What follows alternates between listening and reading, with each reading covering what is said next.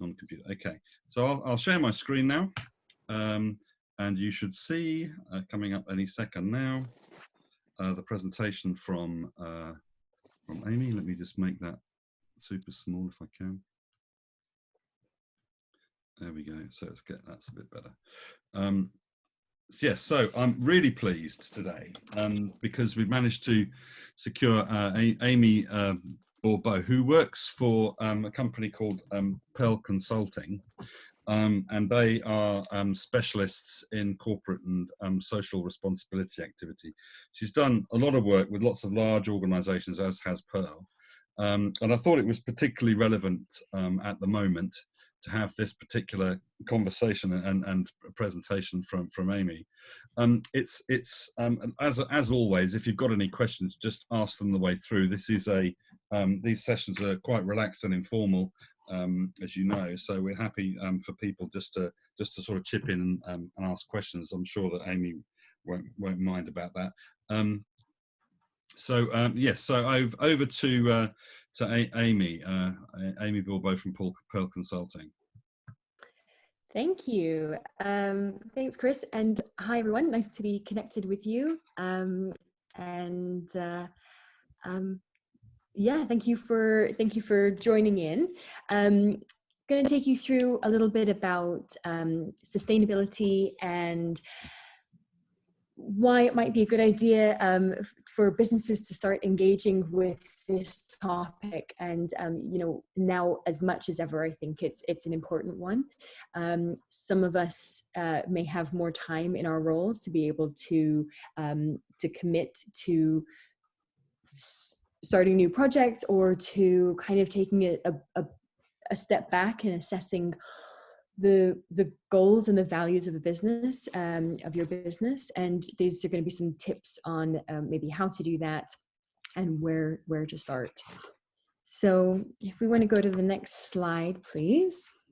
So a little bit about who we are. So as Chris mentioned, I work with Pearl Consulting, who are a sustainability consultancy. We help organizations to improve their social and environmental impact, particularly around the social side. And we are a network of consultants from across the globe, with mainly in Asia Pacific, Europe, and North America. I'm located in the UK, and our European side of the business kind of particularly focuses on the BeCorp movement, which is a certification which I'm going to tell you a little bit about in a second, and helping companies to become certified B Corps and engage in the movement. So if we go on to the next slide. Thank you. I just thought I'd kind of set the scene a little bit for where the kind of the business community and what the kind of the viewpoint is on the reason for why we need sustainability and why we need to kind of more and more businesses to engage with this. So there's really a feeling of there being a real systemic shift underway. So there's a recognition that kind of the way that we're doing business at the moment, and we have been for the last, you know, kind of generations, last few decades, is really not working for us. We're seeing that there is kind of all-time highs of inequality. So in 2018, 26 people on the earth had the same net worth as the bottom 3.8 billion people. We're seeing, you know, obviously massive impact on the environment. So a 60% of decrease in wildlife population since 1970. 12.7 million tons of plastic entering the ocean every year. And, you know, we know about climate change and increasing temperatures, etc. And so these things, along with many other aspects, are kind of giving the business community pause. And increasingly, we're seeing more and more recognition from more and more mainstream businesses that businesses need to step up and do something about it. So, and not only from businesses, but also along the side here, you'll see investors. So investors are increasingly starting to recognize the need to invest in more sustainable, more impactful, more responsible businesses. And even Larry Fink, the CEO of BlackRock, one of the, I think, the biggest investment firm in the world, and traditionally mainstream capitalism, bottom line driven, has publicly recognize the fact that actually there needs to be a shift, and we need to be looking at more than just kind of shareholder profit, but also about businesses' impact on the environment and on society. So we're seeing a shift from investors. We're seeing a big shift from consumers. So there's the Edelman Trust Barometer says that 56% of people said that they believe that capitalism as it exists today is doing more harm than good in the world.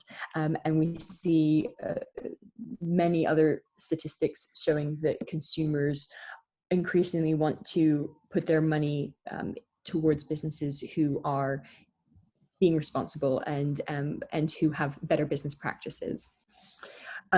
Also employees. So as we know, this is, we know that the millennial generation is particularly concerned about these issues, and is particularly concerned about working in for companies and in roles that have some kind of impact on the world and some kind of wider purpose.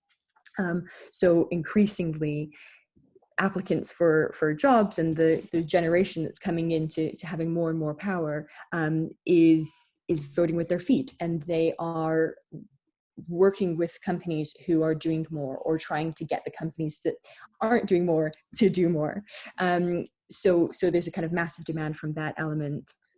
And then there's an increasing kind of call to action globally for businesses to do more to tackle the climate emergency.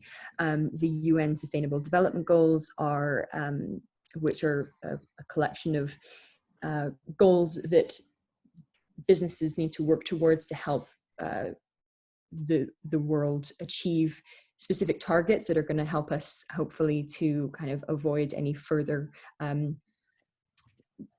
global emergencies.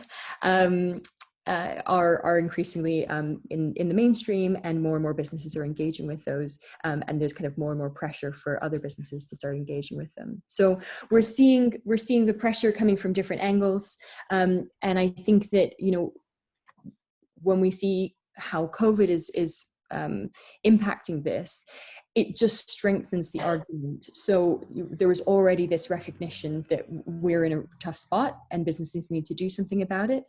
And a lot of people are seeing this outbreak, and the way, the fact that it's happening in the first place, and the way that it has impacted businesses, the way that it's had such a massive impact on on society, as well as on businesses, lost jobs, revenues obviously dropping drastically, etc. It's all going to kind of prove that we need to take a step back. We need to evaluate how we do business. We need to see how we can do things in a more sustainable way, so that we have a more durable approach to business, and that we're able to kind of weather these storms in a better way as we go forward. So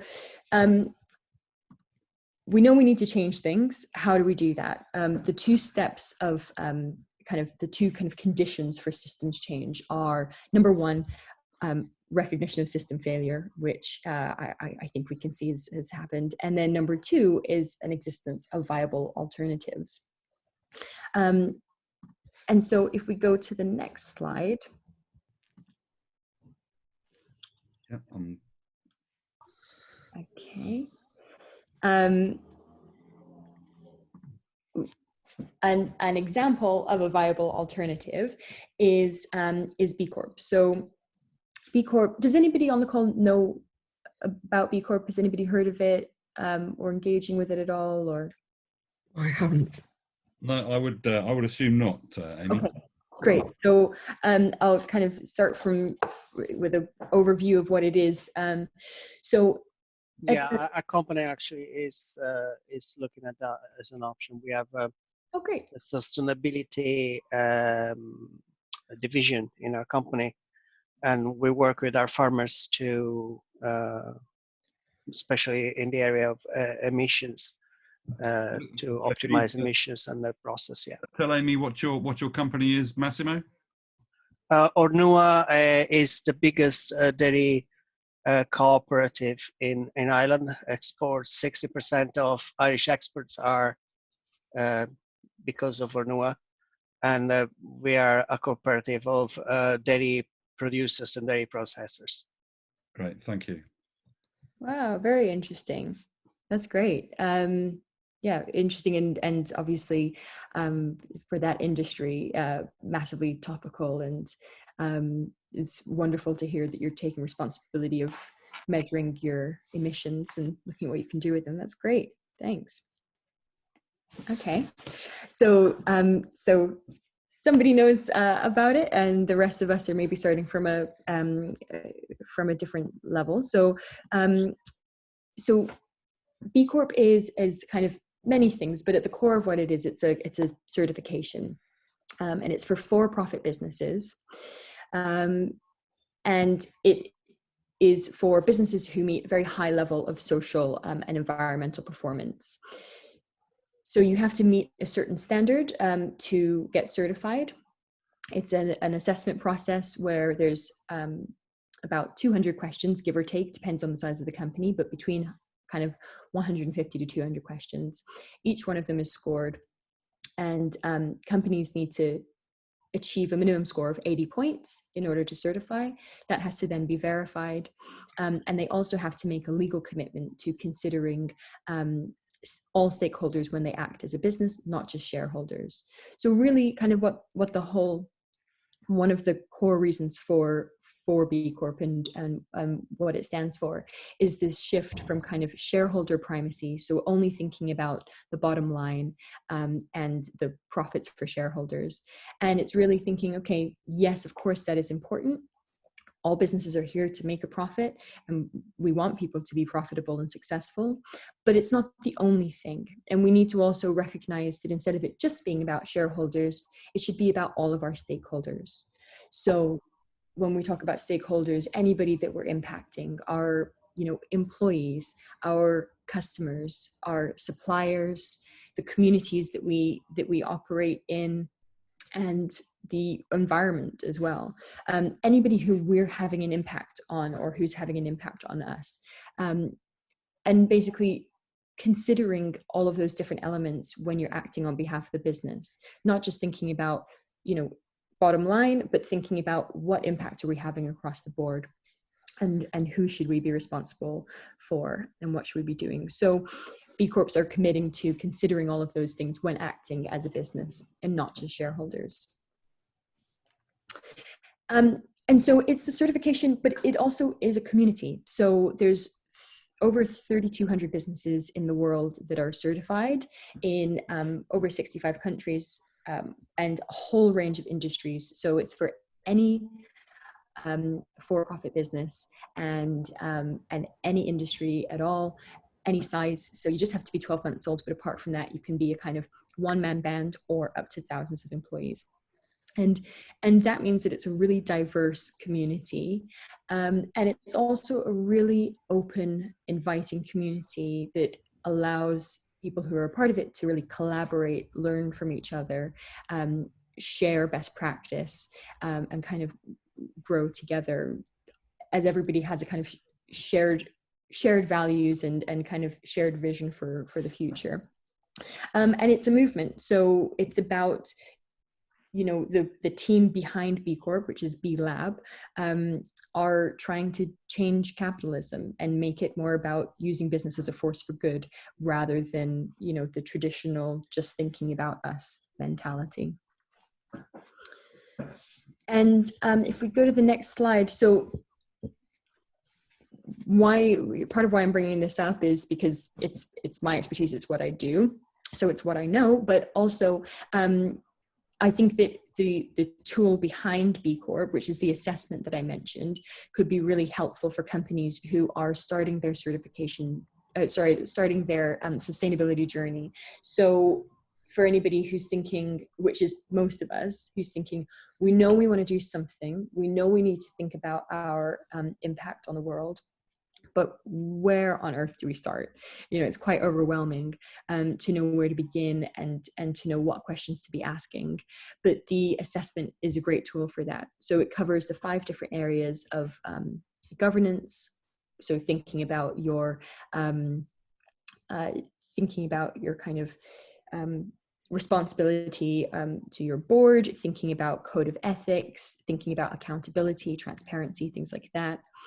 Then looking at workers. So how are you treating your workers, you know, from things like pay, remuneration, benefits, to career development, feedback, etc. Looking at your community. So thinking about, you know, diversity and inclusion, thinking about local economic development. Are you supporting, you know, your local economy?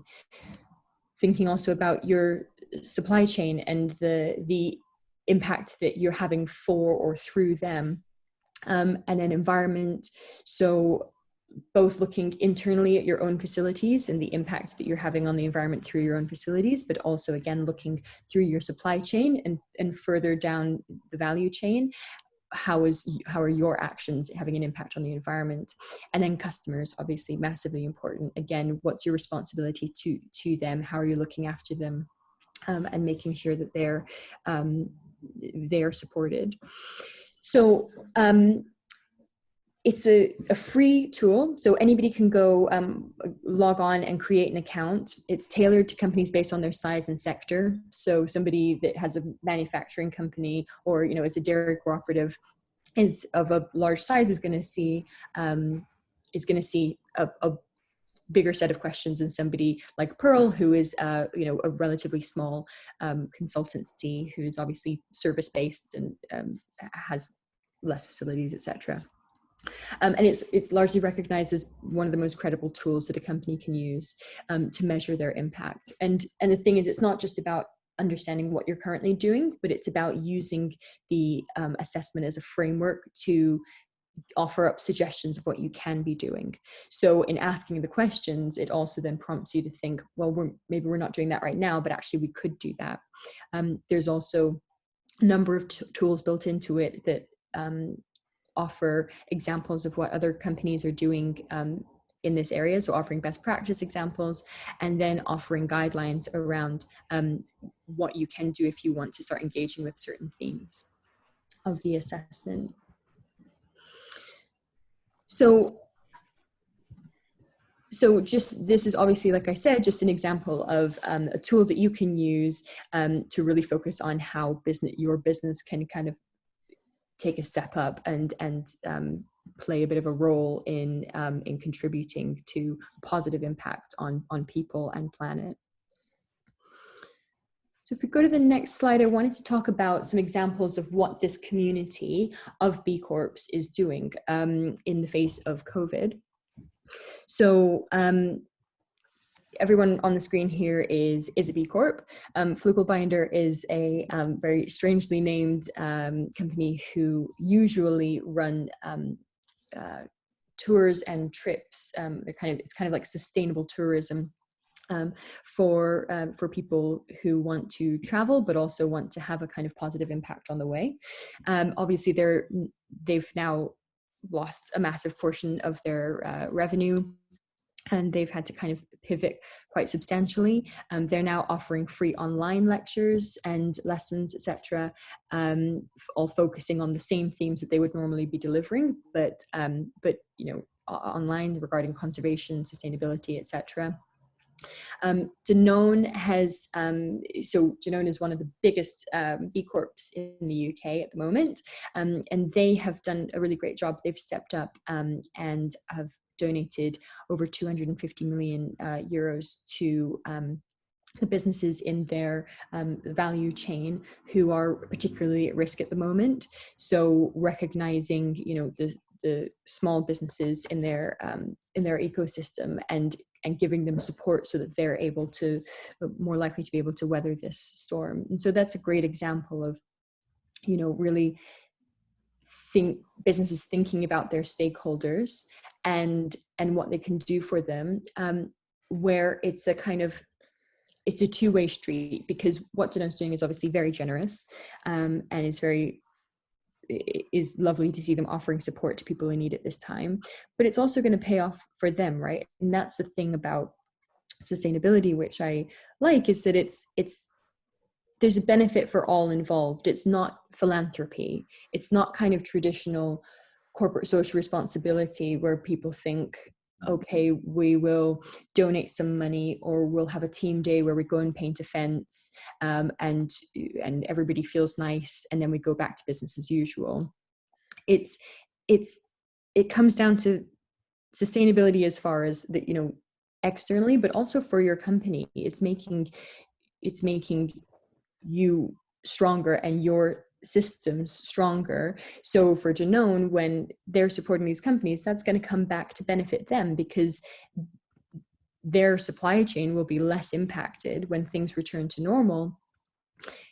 They're going to be able to hopefully continue doing business as usual. They're not going to have to all of a sudden source new suppliers or invest extra when further down the line, when the problem has become, you know, more drastic. They're doing it now, supporting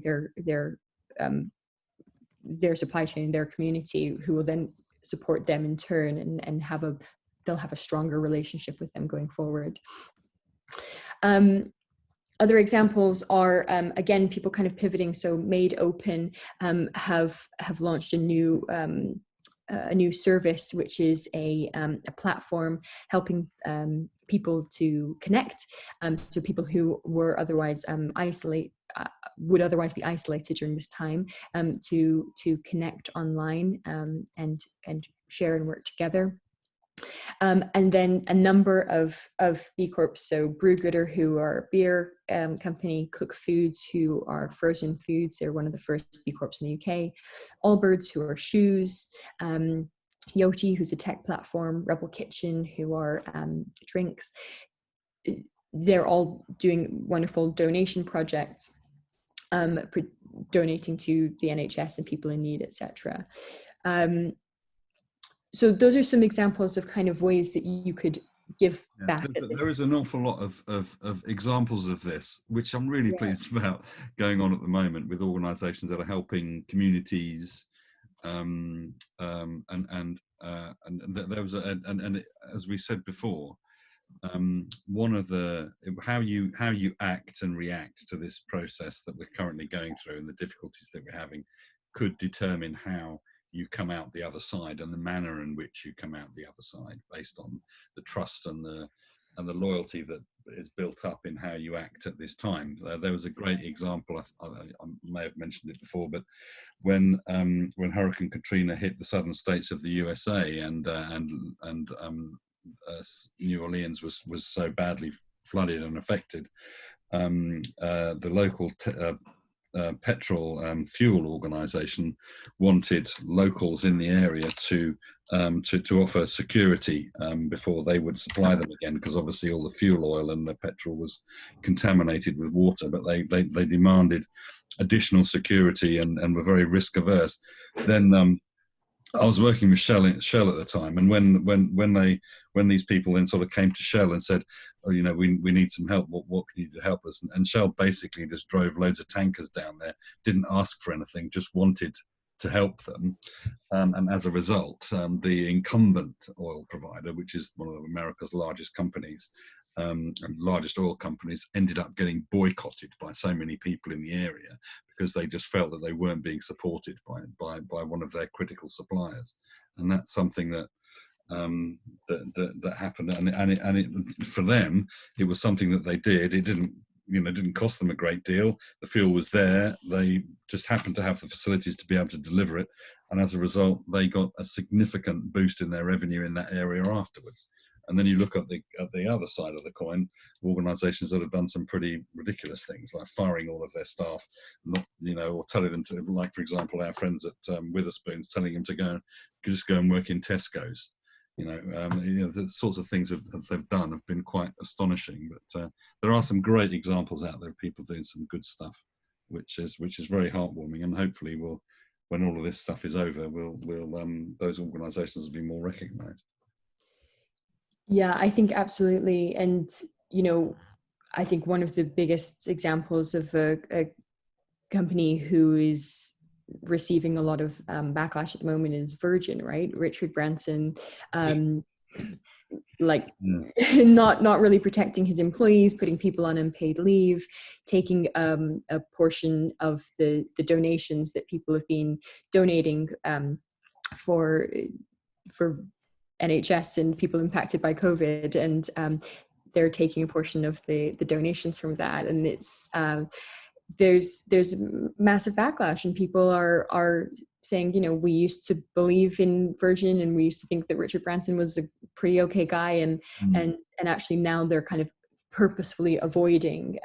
There's a particularly interesting meme that I saw with him of a Zimmer frame on a beach saying that he's doing please help Richard Branson. He's down to his last $4.6 billion, and he's doing 100 laps of his private island. And the website, which I won't say, was gopeyourself.com. I thought that was that's doing the rounds at the moment. Very, very funny, but it makes you realise that people are not very pleased with what he's done. We're not going to sort of take it lying down, I don't think, either. I think there might be any number of scenarios where people are going to be a lot more, at least for a period of time, circumspect about who they engage with, and based on any experience they might have or learned of during this time. And I think to a degree rightly so. People should be, where there are organisations that help people, then there should be a lot more. They should get something for it. The organisation I do some work with in Geneva, a company called Kinetic Consulting. There's the international stuff that I do. Kinetic's very interesting. They were formed by an ex-army guy called Will Hogg, who is a brilliant chap. He saw active service in Bosnia and places like that.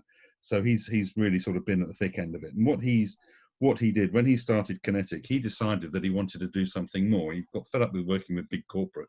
He worked for Procter and Gamble for a while, and he decided he wanted to do his own thing. But when he set the company up, Kinetic up, a percentage of their margin and all the money that they make, a large chunk of it actually goes direct to charity.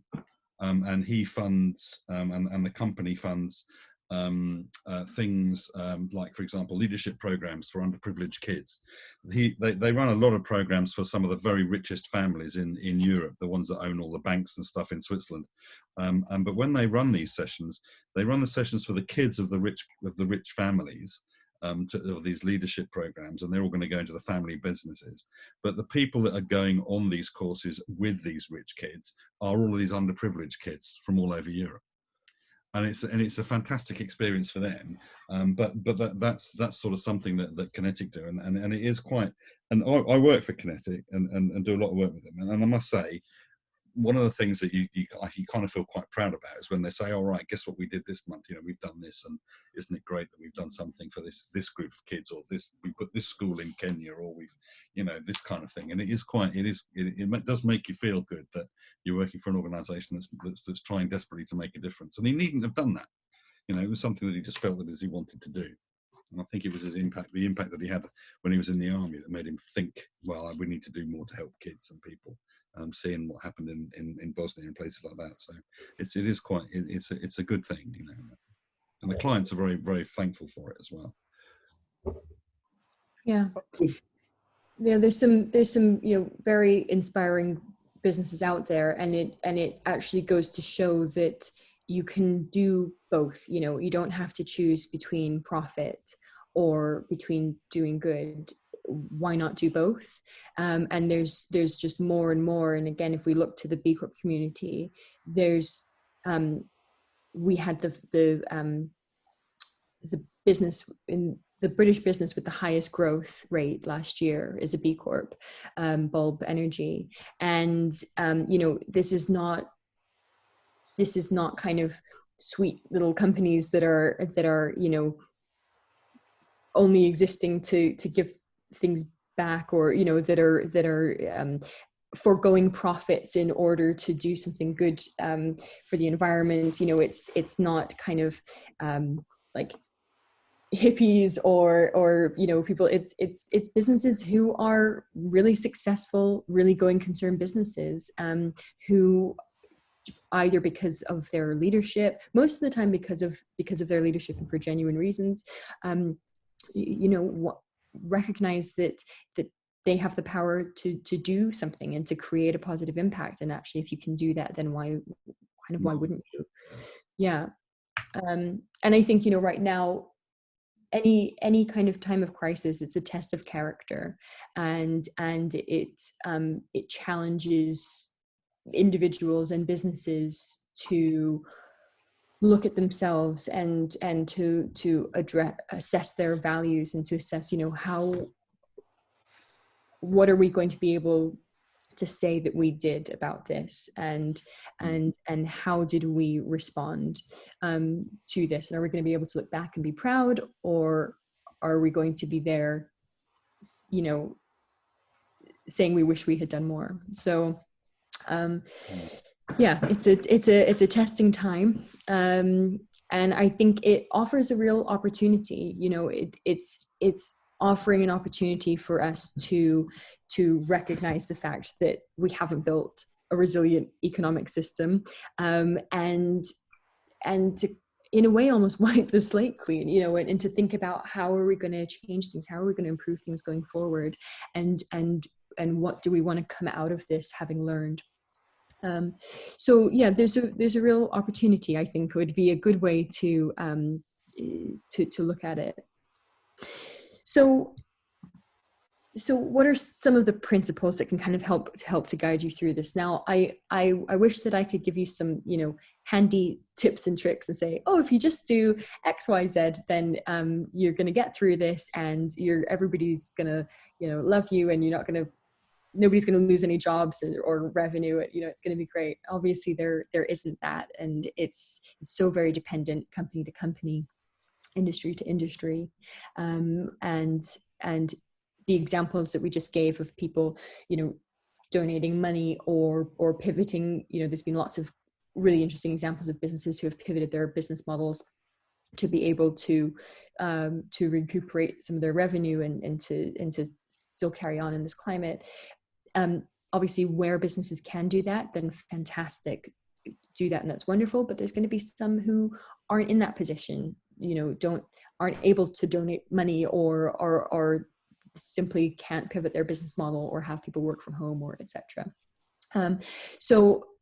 So thinking on a kind of deeper scale about what can all businesses do, there's a real opportunity to lead with purpose here. So I think what people are craving is guidance, and is people taking a powerful stance and position. And so for leadership, there's a real role here in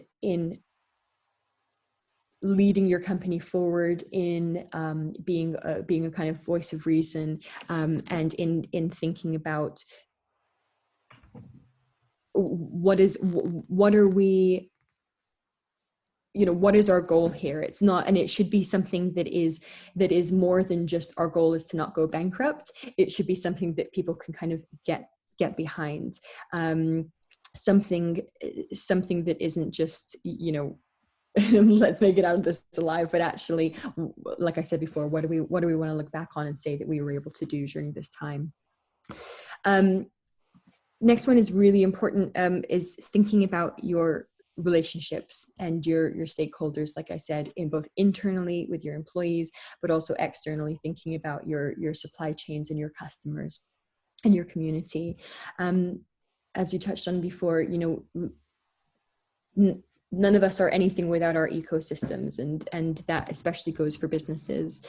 And so it's really important to think about how can you support your the people that you work with at this time. So think about your stakeholders and who is the most affected by this, and how you might be able to help them in any small or large way, thinking about how you can make this time a little less volatile for people, when it's such an uncertain time. So for your employees, your contractors, etc.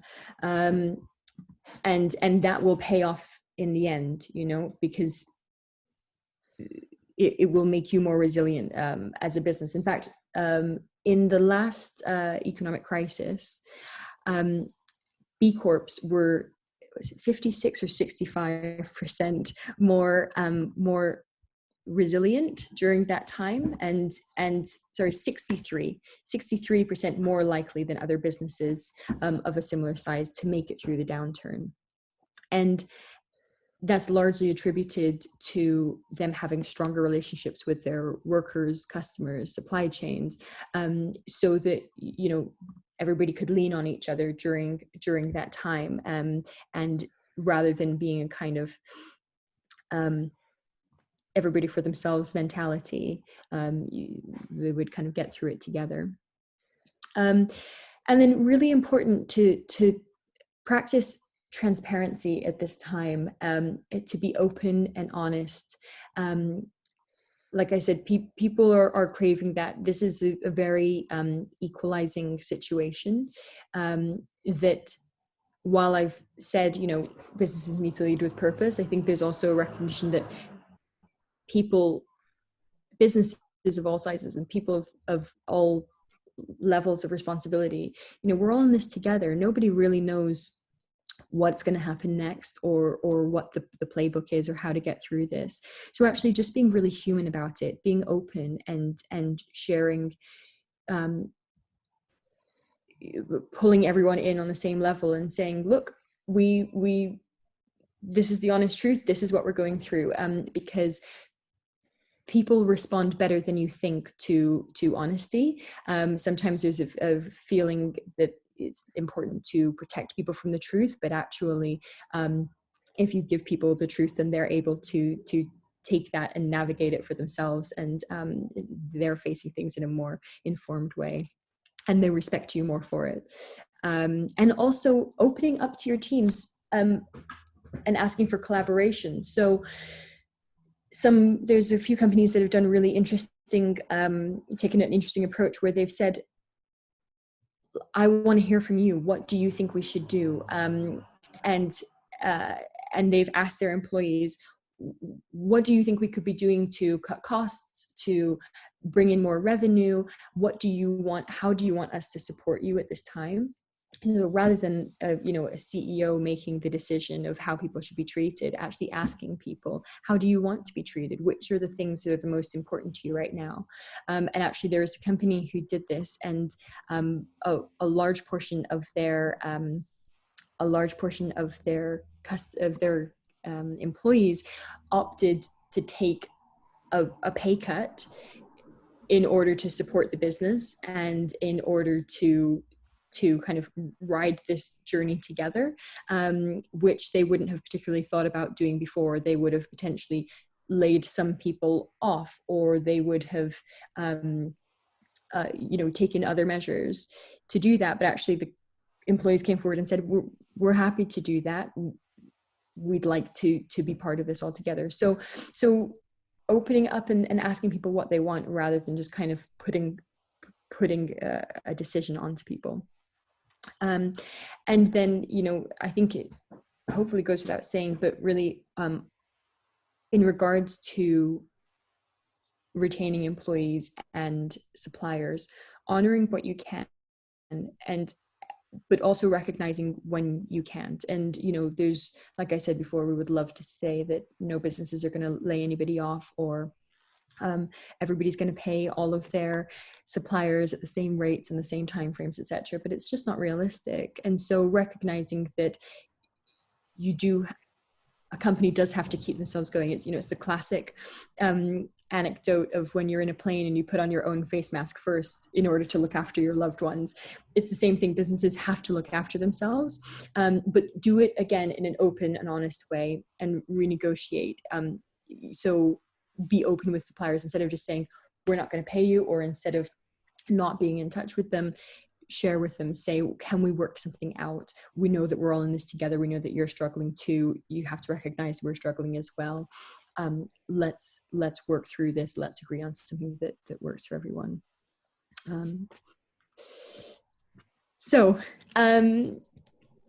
Hopefully a few ideas in there that can kind of help at this time. I would encourage you to have a go with the impact assessment. Like I said, there's going to be a link in the resource slide. Yeah, there's also a lot of great resources that have been pulled together by the BeCorp community that you can access through the resource hub, and some really inspiring examples of businesses who are either, you know, who are doing great things at this time of adversity. Has anybody got any questions they want to ask Amy while she's on? I'll just I'll come right to mind. No. I've got one, Chris. yeah. Thanks, Amy. The whole premise of the B Corps. Yeah. I'm interested to see. Have you been working with them, alongside them, or for them for a long time, or how long have they been in existence? So the organization that runs BeCorp and the BeCorp movement has been going since 2007. And it launched officially in the UK in 2015. So I've been working with the UK community during that time. And then, like I said, there's a range of businesses who are certified. There's a range of ages of businesses. How do investors? It's a lovely way to be, an open, friendly, honest, straightforward, much nicer way to do business. What I would be concerned about is, how do investors in those businesses view a B Corp if they're going to be a nicer company? Is that adverse? So it's interesting, during the time that I've been involved in it, we've seen quite a shift in investor opinion. So an example that I really like, I guess I shouldn't give the name of the company, but there's a baby food company in the community who were started by as a family business, and they were very keen back in 2015 to certify. And just at the time that they were about to certify, they were acquired by an investor, and all of a sudden they weren't certifying anymore. And I think the investor got cold feet and were scared that it was going to make them vulnerable and it was going to potentially impact profits. So they didn't. And over time, I think they learned more about it. I'm not sure exactly what the thing was that shifted their mentality in the first place to allow the company to go forward and to certify, but they did. And now their investor, their parent company, is so supportive of it that they actually would like to get their whole portfolio certified as B Corps. So I think there's a recognition. Like I said, the thing is that yes, we want people to have high standards, but it doesn't mean that you then have to necessarily sacrifice other aspects of profitability. So I think that investors see that the consumer piece around more consumers wanting to purchase from responsible businesses. They see the piece around employees wanting to work for businesses that are responsible, and they see that this is a trend that is on the up, and want to be a part of it. So same with like Unilever, for example. They've, in the last couple of years, they've acquired 6 or 7 B Corps, and they're making a real effort to do more and more. So yeah, it's becoming, the concerns from investors are becoming less, and and like I said, it's becoming more and more mainstream. It's not just impact investors that are wanting to purchase B Corps. It's more mainstream businesses. I mean, Thank the you. millennial point that you made earlier about people wanting to work for organisations like that is interesting, and people voting with their feet if they feel as if an organisation doesn't do the right thing. I mean, this is clearly going to be significantly more relevant as we move forward, and as these lovely millennials, and I've got some in my household, are sort of start to begin to think, well, actually, no, I don't want to do it like that. I want to do it like this, and this is more important. So it's going to be more. I mean, we have in the workplace. There was a survey that was done that said that I think it was 50% of the people that are working at the moment in businesses or in some departments are millennials now, and they have a completely different outlook on certain aspects of life, and so this is going to be much more relevant going forward, I think, than it is at the moment. Obviously, Chris, we've got one of my millennials dressed in a Hawaiian shirt on a beach just below there. Yeah, that is exactly my point. Well, it's a good thing you matched the shirt to the background, though. Thanks, Massimo. Someone appreciates it. I know, I'm Italian, so I have an eye for fashion, obviously. It's called fashion, is it, Massimo? Right, okay. Well, Yeah. I'm being generous. It's the weekend. Okay. Well, any No, other but sorry, Chris, to your point, actually, I think that's very important. That I think that the COVID-19, if anything, actually has highlighted that type of differences and discrepancies in the behavior and the social responsibility of a lot of companies. So if any positive comes out of it, it's probably a lot more attention, not just from the millennials, though, even from Generation X's like me, to look at certain things in a slightly different way and have a slightly different approach to how we do business, how we choose our to consume one brand rather than another, because of the value content is bringing to society and not just the product they're offering. So I think that's a very important step forward, I think, for a fairer society at the end of the day. Yeah. Any other questions for Amy? Yeah, Amy, if I can, thank you again. Just interested in the figure breakdown between companies registered in the US and how many are actually registered from the UK. Is it quite a large number in the US, or is it sort of spread across the two? Yeah, so it is larger in the US. But it was founded there, so they had a head start on the rest of us.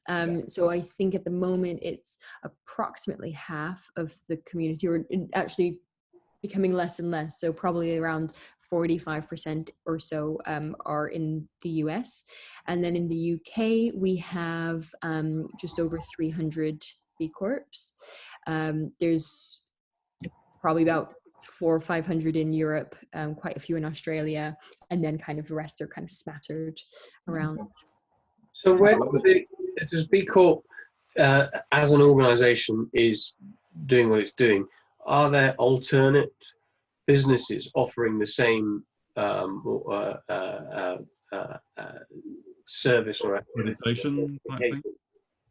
That, so although you can say there's 300 companies in the UK, does that mean there's only 300 companies in the UK behaving in this way or looking to behave in this way to seek this kind of certification? Or are there other organisations offering certification too? So there's really, the other certifications that are out there tend to be more based on an aspect of a company or their products. So for example, ISO have an environmental standard, but that looks solely at the environmental impact of your facilities. There's obviously things like fair trade and organic, but again, those are about your ingredients or your facilities, and about just the aspect of, you know, paying people fairly or of using organic products. There's not really any other whole companies. That's the thing about B Corp, is that it's a whole company and all aspects. There's not really any others that exist that are Okay. a certification. Obviously, that's not to say that other people aren't doing great things, but from a certification point of view. Yeah. And this you just mentioned the ISO. So is this a goal of BeCorp to get those kind of certifications in different countries? So you can say, yes, we have this certification, and it means that people know what it means relative to that sort of official recognition. Well, I think we see other certifications as being complementary. So we go kind of more broad and across a range of topics, and they go much more deep into a topic. So if businesses want to achieve those other certifications as well as ours, then we think that that's great. It doesn't need to be one or the other, and actually it just signifies that they're doing more and more. Yeah. So we don't require that businesses have them, but businesses are rewarded if they do have them. Okay. Yeah. Okay. Is that it for questions for the moment? Okay. Well, thanks very, very much, Amy. I just wanted to quickly share our timetable for next week. We have a breakfast Q&A on the 29th.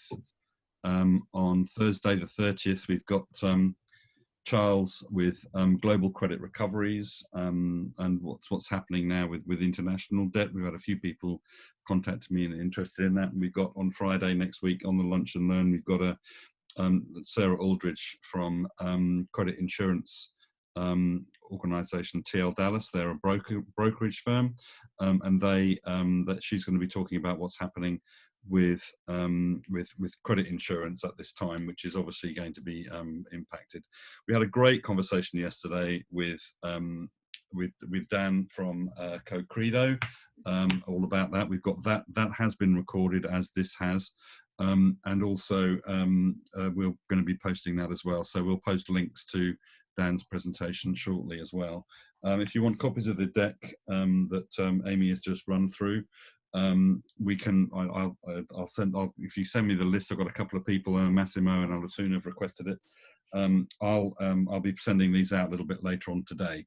Okay, so when everybody sent me their email and wanting the details, I'll send them out today. Okay, so it just leaves me to say thanks very, very much, Amy. Really interesting conversation.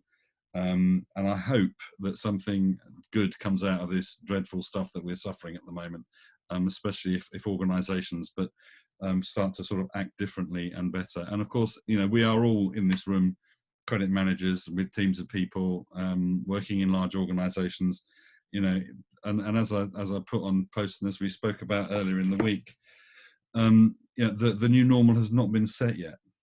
It is up to us to decide what that is, and if we want to treat our teams differently in light of all of this, and work better with them, or treat our customers better, or etc., and start to help organisations, then we should.